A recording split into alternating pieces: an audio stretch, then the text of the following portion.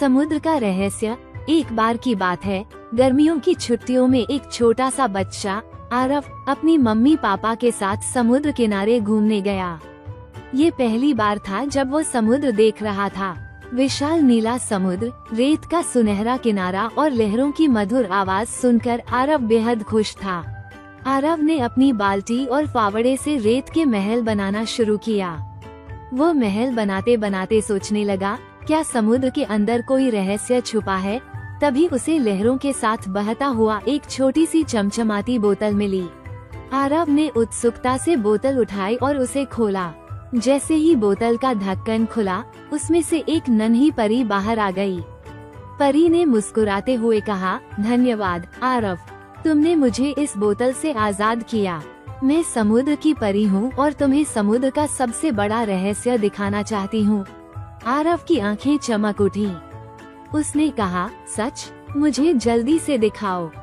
परी ने जादू की छड़ी घुमाई और दोनों अचानक समुद्र के अंदर पहुँच गए। वहाँ का नजारा जादुई था। चारों ओर रंग बिरंगी मछलियाँ तैर रही थीं। प्रवालों की चट्टानें किसी जादुई महल जैसी दिख रही थीं। आरव ने बड़े बड़े कछुए, शार्क और यहाँ तक कि एक डॉल्फिन को भी देखा। परी ने कहा, आरव, समुद्र केवल मछलियों और पानी का घर नहीं है। ये जीवन का स्रोत है, लेकिन इसे बचाना हमारा काम है। आरव ने पूछा, बचाना कैसे?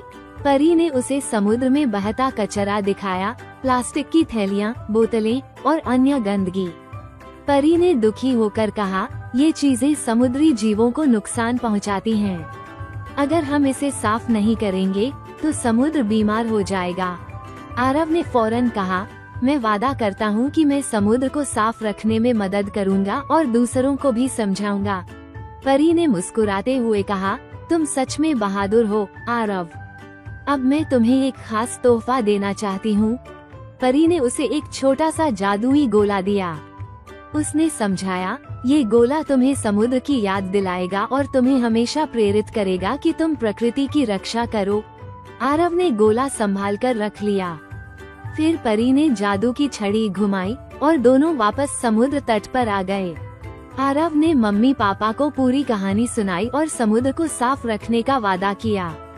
उसने वहां आए सभी लोगों को समझाया कि वे समुद्र में कचरा न फेंकें। उस दिन से आरव समुद्र का सच्चा दोस्त बन गया। वो हर बार समुद्र तट पर जाता, कचरा साफ करता और सबको समझाता कि हमें प्रकृति का सम्मान करना चाहिए। सीख, प्रकृति हमारी दोस्त है। हमें इसे साफ और सुरक्षित रखना चाहिए ताकि यह हमेशा सुंदर और जीवन से भरी रहे।